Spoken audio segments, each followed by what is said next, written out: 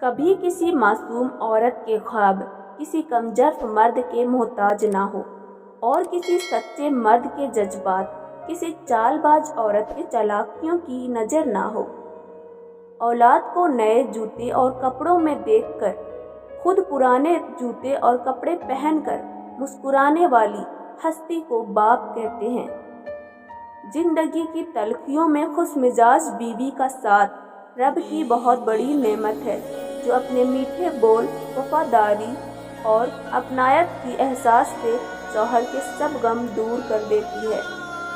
تمہارے خاموش سجدے اور انکہی باتیں خدا کے یہاں بہت خاص مقام رکھتی ہے۔ شوہر کا ساتھ ہو تو بیوی مشکل سے مشکل حالات سے نہیں گھبراتی، اگر وہی ساتھ نہ دے تو عورت بہت جلد تھک جاتی ہے۔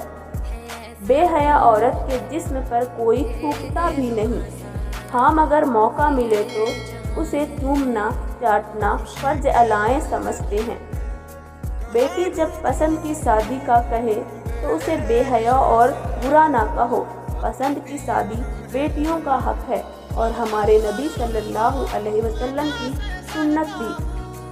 کمزور سے کمزور عورت بھی طاقتور ہو جاتی ہے جب اسے عزت دینے والے مرد کا ساتھ مل جاتا ہے۔ جانتے ہو نکاح کیا ہے؟ کہ باپ اپنی گڑیا کو اسکول تک اکیلے جانے نہیں دیتا تھا، وہ باپ عمر بھر کے لیے بیٹی کو اجنبی کے ساتھ اکیلا بھیج دیتا ہے۔